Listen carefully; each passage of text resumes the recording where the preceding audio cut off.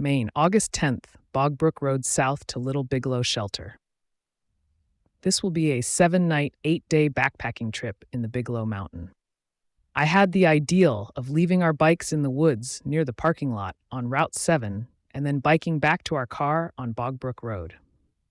This will be our first attempt at this tactic, and I have not been on a bike for this long of a distance since I was a teenager, and I hardly rode a bike at home, so this will be a big challenge.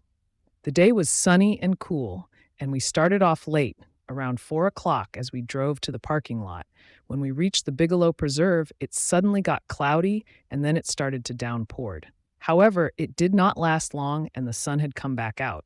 Hope it does not do this on our hike.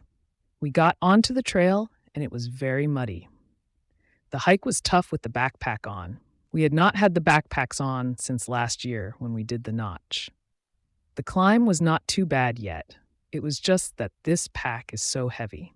We had originally planned on doing both the Saddleback and the Sugarloaf section of the AT, but the biking trip back to the car would have been way too long. So at the last minute, I had changed our plans to moving more to the north and doing the Bigelow Preserve instead. I had 5 days of food supply. Dave told me to keep it in my pack. He said to me, because we did not know how long the backpacking trip will actually take. Better to have more than not enough. Well, he is also not the one carrying the extra weight. As we were climbing, the humidity had climbed with us, and yes, the mosquitoes are back for more of our blood. I had thought that they would be gone in Maine in the middle of August, but no, they're here. We heard a crack of thunder in the distance. You remember what happened in New Hampshire when we heard the thunder and it was sunny, like it is now. It comes in fast. However, this time nothing happened. We reached Little Bigelow Shelter and signed in at the site register box. 2 hikers came in right behind us, coming in from the north. They went to the lean-to, and we had to rush to set up our tent on the ground. No tent platforms here. Some more through hikers came into the shelter, and a group of out just for the night arrived and went into the shelter too. No one had set up a tent. Did they all knew something we didn't know? During the night, the group was loud in the lean-to, a lot of laughing. Some of the big group had set up tents after dark.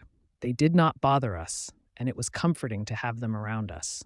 I had asked one of the hikers where the bear box was. One of them told me that there was no bears in this area. He told me that they only hang up their food bags from the shelter's rafters to keep the food safe from mice and little critters. Another hiker told me he had saw some bear tracks and scat at the bottom of the trail. We always find hikers on the trail who seem to not to know what they are talking about. So Dave hung up the food bag way up on an extended tree branch where a bear could not get it. We had set up quickly when we got here. Dave had spent a lot of time setting up a large tarp over the tent because he did not want to have a wet tent again, like over the Franconia Range. We had just thrown everything into the tent, and I had started to boil some water to make a mountain house dinner. First time for this, it was a gift from my sister. Normally, we just boil up some noodles and slice up dehydrated tofu. I had added too much water to the dinner, so it was more like a soup. However, it was hot and it was cold out here, under that big tarp as the rain had started to come down hard. The rain was splashing mud everywhere. That's how hard it was coming down. The mud was splashing onto or spoon and food bowls. And something even worse happened. I got nasty gas from the dinner. We were trying to wash up before bed. It was dark, and again we had no flashlight because the flashlight broke after we left home. The tarp at the bottom of the tent was wet under the vista view in front of the tent. Dave's pants legs were covered with mud as he handed them in to me to put into a plastic garbage bag. It had got some dirt inside the tent. We tried to wash up, however it was very difficult in the dark inside a small tent. After we still had to set up our bed for the night, and it was still pouring outside. We could hear the group, who had set up around us, laughing and seemed to be enjoying the rain. How is it possible that 2 out of 3 times that we had backpacked, it rains on the first night and all our gear gets soaked with in the first hour of our hike? It is hard to get wet and cold and have everything you packed in get covered with mud and pine needles. All night, my sleeping bag smelled of beans and rice. Yes, that was what we ate. Water was pooling on top of the tarp and then dumping the water off each sides of the tarp. At least the tent was dry. August 11th, Little Bigelow Shelter, south to our stealth site past Stafford campsite. It was a cold and cloudy morning. The group that set up next to us looked dry when we got out of our wet tent. How is that possible? I asked one of the hiker from the tent if his tent got condensation inside the tent. The other hiker told us that their tent was a backpacking tent. At that, our tent was just a day camping tent. He was very insulting to us, like we knew nothing about backpacking. He was also out for only one night, and both of their tents were Eureka tents from Camp Moore. He also told us that he goes to hiking stores to look at them before he buys it, because I had told them that we got our gear online. They were not friendly at all, but we are section hikers, and they are just overnight hikers, so their opinions mean nothing to us. We packed up and ate our breakfast and headed back onto the trail. It was still cloudy and cold with emanating rain. I had left my rain gear on, all of it, Dave only wearing his raincoat. The trail was muddy with wet, slippery rocks, and the air was dead and the humidity was high. I was getting hot in my rain gear as we started to climb, so I took them off. It was difficult to balance on one leg and pull off my rain pants over my wet boots. The rain started right away after we got onto the AT from the campsite. It started as an easy climb, to a moderated climb, and then a more difficult climb. Little Bigelow was not so little. We reached many ledges with some blueberries. However, the views from the ledges were all fogged in. There were so many blueberries here, maybe even thousands of them. Some were really fat and juicy. The ledges was covered in green moss and lichens. There was views of Flagstaff Lake as we were climbing higher. We had kept thinking that we were almost to the top of Little Bigelow, but then we would see another higher peak in front of us, covered in the clouds. We stopped and sat down to eat our lunch at a viewpoint looking out over a high peak ahead. I picked some more blueberries, they taste so good, and packed some for our oatmeal tomorrow morning. It had started to rain again, and we quickly put back on our rain gear and started up another climb. Then the sun came out briefly, and it became more humid. Now the rain gear came off. We reached a peak and met a thru hiker who was expecting to finish the AT in about 10 days. We took his picture with his camera, and he took a picture of us with our camera. We said what we were doing and that we were from Connecticut. He said that he was from Connecticut too. Today, he was trying to push out extra miles so that he could get to the pancake place by the next morning. We wished him luck, and off he went. He was very friendly. We descended, then climbed, then descended, and then we climbed again. While I was on a really steep descent, I saw someone who was just standing right behind me. Dave was below me. He was just staring at us and looked a little scary looking. He had an old small bedroll and was all dressed in black. I said hello to him and asked him if he was a southbounder. He said, "Yeah." He walked past me and stopped next to Dave and asked him if we were staying at Stafford Notch tonight. Dave said that we were. He said that he was staying there too. For some reason, I was getting a really uneasy feeling about him. I don't know why. I did not want to spend the night at that campsite with him there. He was not as friendly as the other thru hikers that we had seen. We reached Stafford Notch campsite. It had 2 tent platforms and a lean-to. I did not want to stay here. I was afraid that we would be murdered in our sleep. Dave thought that I was being silly, but we pushed on and began our climb up a short distance from the campsite, and we found a nice stealth site to set up our tent in a nice pine area. Luckily, we had filtered enough water for the night because we could not find any water before the site. It was early, around 2:30. Dave checked his GPS, and we were about 2 miles short of Stafford Notch. We were still on Little Bigelow. We had only covered around 3 miles today. Really wimpy. It was our worst mileage ever that we have ever made on a backpack. We could have made it to Stafford Notch today if we did not set up early. We will now have to make up the miles tomorrow. We cooked too much mung bean noodles. It was not good. Too stringy, and I did not like the spice packet that came with it. Miso and seaweed. We ate an extra power bar. The wind had picked up with the temperatures in the 60s, then it dropped into the 50s. We felt cold. We had been used to temperatures in the 80s and 90s at home. We were not used to this kind of temperature drop.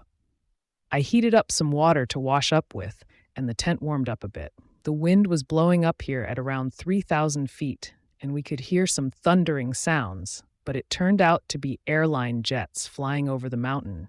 Dave said that we must be on a flight path. I have never heard airline jets this close before. We are hoping for good weather and no rain tonight or tomorrow, please. During the night, we could hear the wind and the sounds of pine branches falling to the ground. I was listening intensely for the sounds of a bear walking around and getting the food bag down from where Dave had hung it. I do not think that he had hung it high enough because the trees here were not that tall. I think that it was only about 4 to 5 feet off the ground.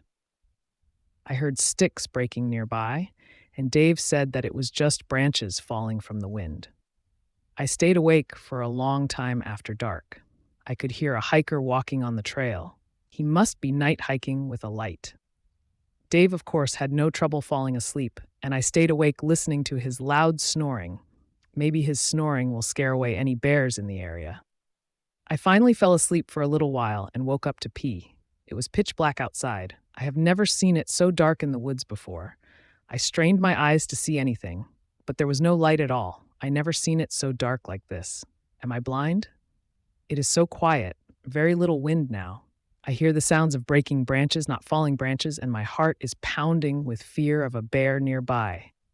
Now, it is quiet. I can't see because we have no flashlight. It is cold and quiet now. I fall asleep. August 12th, stealth site pass, Stafford campsite south to Avery Memorial Campsite. It was dawn when I opened my eyes to a dim light on the tent. It was around 6 when Dave woke up. It did not look sunny. This will turn out to be the worst day ever in the history of our backpacking trips. We woke up to fog and no wind, very humid out. We packed down and headed onto the trail through a pine forest with green moss, and everything was damp. The trail became very muddy, and it took us about 2 hours to make it the Stafford Notch. This is where we were supposed to reach yesterday. The trail into the tent site was very wet with deep mud. There was an interesting cave that you could walk through. A Girl Scout group was just coming out. They had spent the night here, and so I guess that the weird guy from yesterday was not alone last night. If we had made it here last night, we would have found a full campsite. It was a nice campsite, and at 10:30 it was empty when we got here. We tried to filter some water, but the filter was clogged and it was filtering very slowly. We sat here and ate our oatmeal as the sun came out. We were so happy to see the sun. After we left the notch, Dave had started up a cliff face, thinking that it was the trail. And after getting about halfway up, he found out that it was not the trail. We went back down and found the trail and climbed again for about 2 miles from about 1,500 feet to about 4,000 feet. Halfway up, it started to downpour on us. We had to stop and pull out our rain gear in the middle of the trail. This is difficult because we have to take off our boots to get the rain pants on. Dave had tried to stuff his boots through the leg of his rain pants and almost fell backward down the trail. I did not think that I would make it up this mountain. The climb was going up steeply and looked like it would never end, and it was also hot in the rain gear. I was constantly stopping during the climb every 10 steps to catch my breath and then push up another 10 steps. It was a really tough climb going up steeply. We saw the couple that were through hiking the trail that thought that they would finish the trail in 10 days. The rain had stopped and was becoming less humid. Climbing in rain gear can get very hot and we were sweating inside them. We stopped and took off the raincoat. It's such a struggle taking off the pants, so we just left them on. We agonized for another hour of climbing and had kept thinking that we must be near the top by now, but it just kept going up with no end in sight. We reached the tree line, and Dave saw the sign which said that we were in the alpine zone, and then more climbing. We found more blueberries up here, and we could see the hut up at the top. We got encouraged and kept pushing it on, because we knew that we were getting near the top, and I love cabins and huts, and I wanted to see what was on the top. We reached the top in the hut that was once part of the fire tower, but now it was closed up and locked, and the steps to the door was gone. It is too bad that they do not keep it open for hikers. We were lucky to have some sun on the top with the area below us in the fog and clouds. We did have some views, Flagstaff Lake and of the Sugarloaf ski area. We could not see to the southeast as it was in the clouds. However, we did see a beautiful rainbow. We sat here and ate our lunch. The sun felt so good, as it was nice and cool up here. There was a nice plaque on a rock overlooking Flagstaff Lake for Marvin Avery, the man that blazed the entire Appalachian Trail. We started our descent, and the rain started to come down again. We could see it from the top moving in toward us. On the way down, we stopped at a spring beside a steep rock descent, and some thru-hikers had passed by us and told us that it had rained at least once a day for the past 13 days. By the time that we got to the Avery campsite in between the two Bigelow peaks, the wind that was ice cold and the pouring rain blew in. Dave tried to set up the tarps, one on the ground and one over where we were going to put up the tent to get us out of the rain. We got underneath it to cook our dinner to warm up.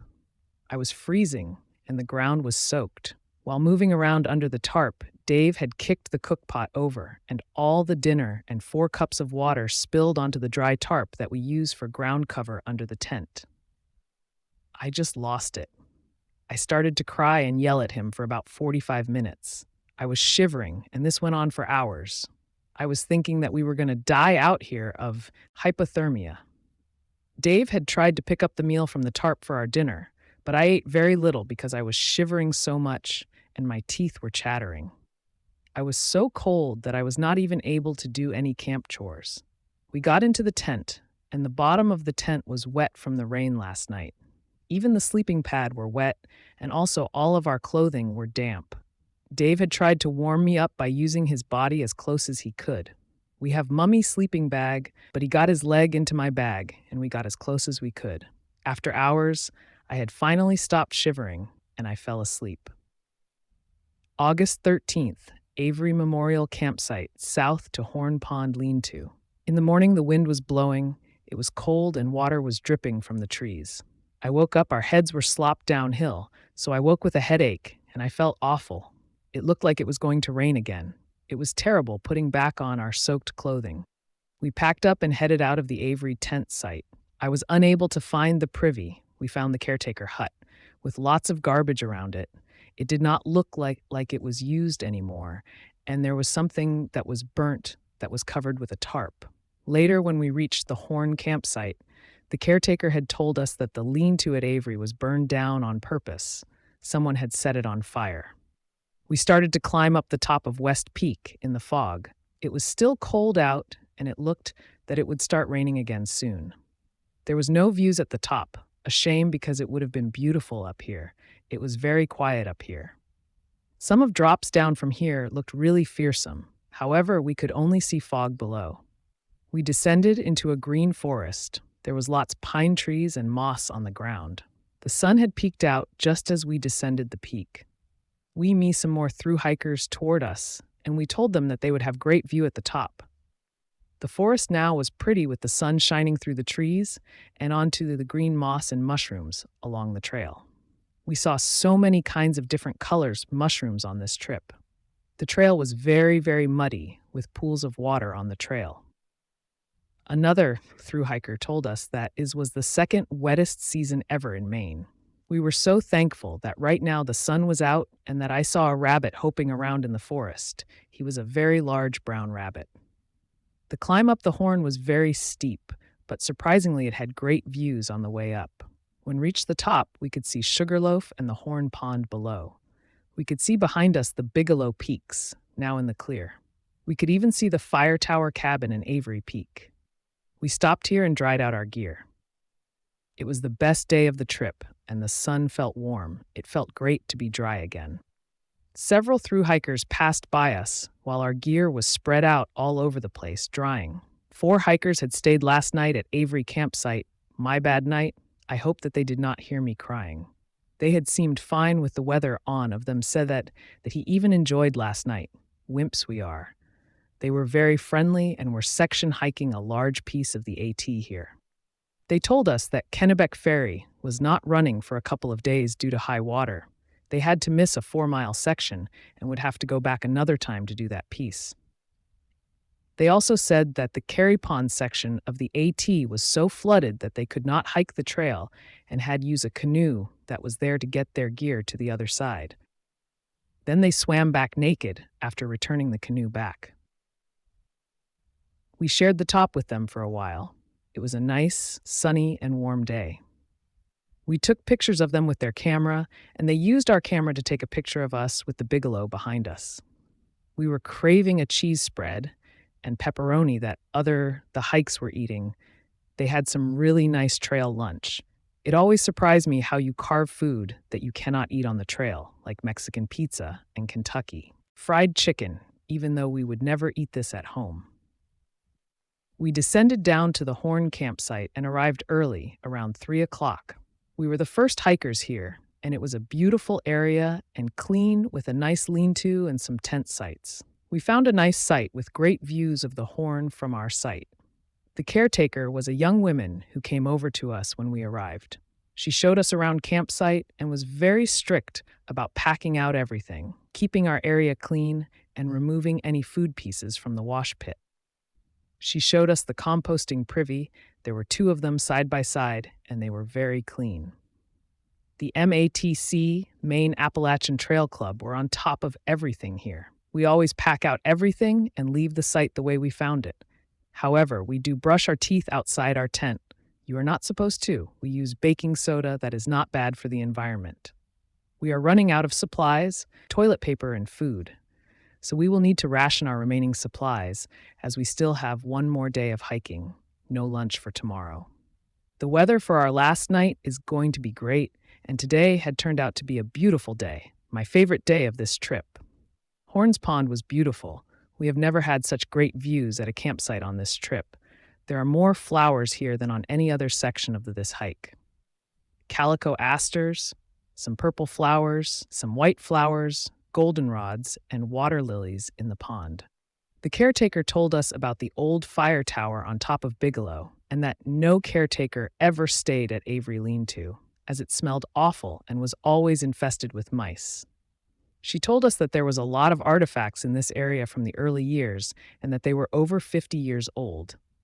The Park Service and the MATC had removed most of them. However, there were still some old cans at the Avery campsite. I loved the Horn Pond campsite. It was just so beautiful here, with the sunny blue skies in this beautiful site. The night was getting cold again at dusk, and we could hear songbirds in the wood. We had a light sprinkle during the night. August 14th, Horn Pond Lean-To south to Route 4. I woke up to the sun rising at 5:30. I looked out of the tent at the Horn in the bright sunlight, as it was not quite over the top of the Horn yet. I could hear the morning birds singing, and it was looking like a great morning on our last day. We packed up, and I used the privy before we headed out to start our hike back out to our bikes.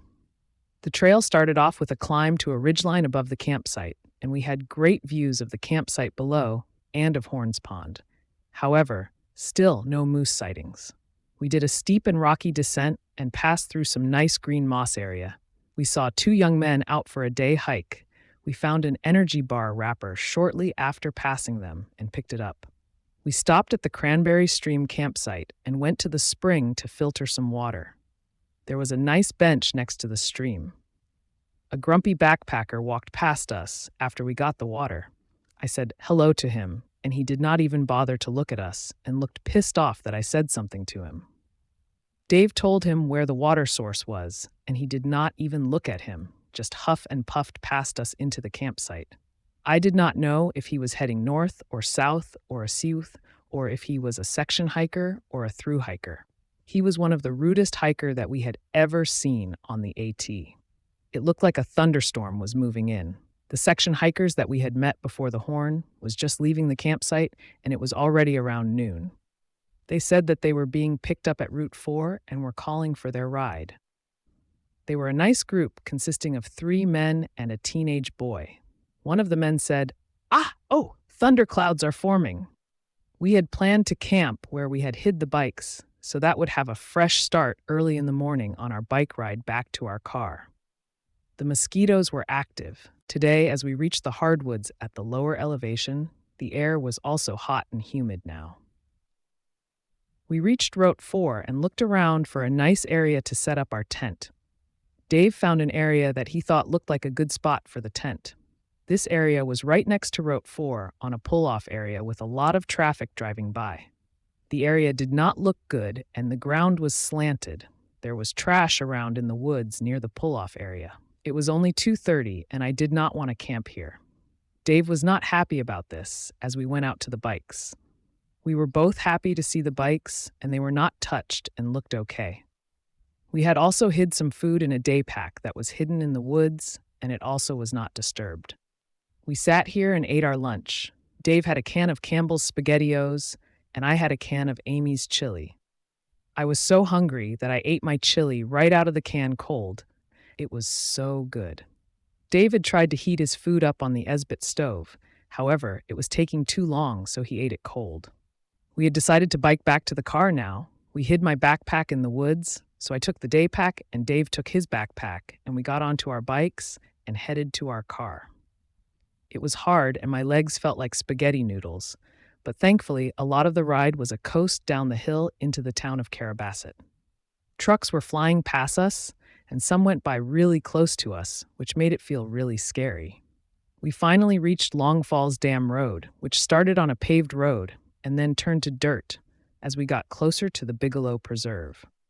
We had to push the bikes most of the way uphill on the dirt road, and it had started to downpour on us, so we had to stop and take cover under our pack covers for a few minutes until the rain stopped.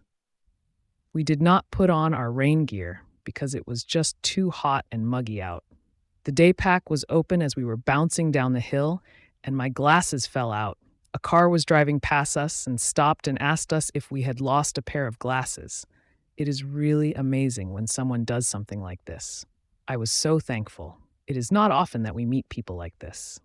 We finally reached the car, and we were so happy to see it, and we were so happy that we completed the Bigelow Range. August 15th and the 16th. We spent 2 days trying to find a way to get on the AT near Sabbath Day Pond. The AT map showed a road named Houghton Fire Road. We had wanted to break up this section of the trail into 2-day hikes using our bikes to get back to our car.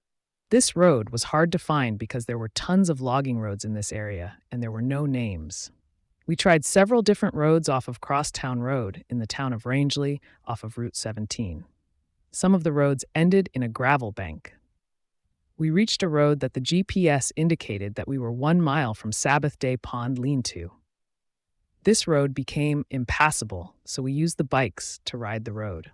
After about 0.7 of a mile, the road became too muddy to ride the bikes, so we continued by foot for about 0.5 miles, but it became flooded and grown in.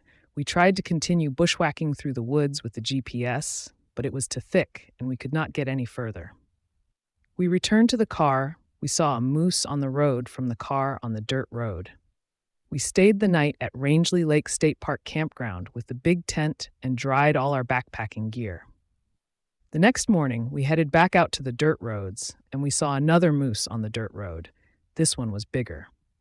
We still could not figure out how to do this section in 2 days without a backpack, so we decided that we will have to come back here on another trip and backpack in from Route 4 to Sabbath Day Pond. August 17th, Route 17 north to Sabbath Day Pond. We had decided to hike into Sabbath Day Pond and then back out. We drove to Route 17 to a parking area at the top of the road with a great viewpoint. This was a pull-off area that was a popular scenic view off of a major road. It had views of the mountains and the lakes to the south. We entered the woods and saw a sign that said, "This is a relative easy section of the AT, and it is totally below tree line, with no major stream crossings, and there is no major mountain between Route 17 to Route 4. Well, it did start right out with a steep climb on slanted rocks and boulders, and then it went steep down on slanted rocks and boulders. Easy part of the AT, I think not. The trail went through a nice pine forest with a lot of rocks and into a muddy area with some areas that had wooden boardwalks. However, the boards were not over a lot of the deep mud, and a portion of the trail was flooded. We reached a dirt road that just went back toward Route 17. Shortly after we saw a pond. We had thought that it was Sabbath Day Pond, and thought that we must already be getting closer to the shelter. But after consulting with the map, we discovered that it was Long Pond. We climbed again to a large ridge that overlooked Long Pond. We passed a man and his son who were out for a 2-night backpacking trip. They told us that we had a nice view coming up. We had started the trail at 9 o'clock and we had not seen any other hikers in this area. The overview was great. We could see some buildings on the other side of Long Pond. Someone had a spot on the pond that was all to themselves. Not another house could be seen near it. The trail descended again very steeply, and in the distance in front of us, we could see Sabbath Day Pond. We entered an area in a nice pine forest, and a northbound hiker passed us, listening to bluegrass music. He told us that it was suitable music for these woods. He was very friendly and had a southern accent. Today, the skies were clear, sunny, and windy with the temperatures in the 70s. We passed through another really muddy area, then came out to Sabbath Day Pond. A bench was in the water at the shore with lapping water. The bench was small, with 2 small seat benches. It was just floating in the high water on the sandy beach with the wind blowing across the pond. The thru hiker was also taking a break here at the pond, so we left him to privacy and head up to check out the shelter. The lean-to was very messy with trash everywhere. There was a ripped-up tent or tarp under the lean-to. The fire pit had trash in it, even a plastic ketchup bottle. We found ripped-up books that were used to start a fire. It is obviously an area that the local use a hangout area. The lean-to looked new and was large. It was in a pretty pine forest, and we sat down here and ate our lunch. We cleaned up the area and tried to bury most of it under some large rocks the best that we could. We hoped that they would biodegrade under them. A crow was sitting on the rocks at the fire pit and was watching us. I dropped some small chips on the ground, and it casually walked over and take one and fly off. We had done this a couple of times, and it was fun watching it act like it was not interested and sneak into it up.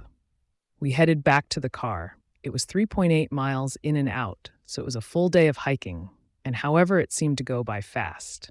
I was tired from the hike when we got out, and the view from the Heightland on Route 17 was spectacular.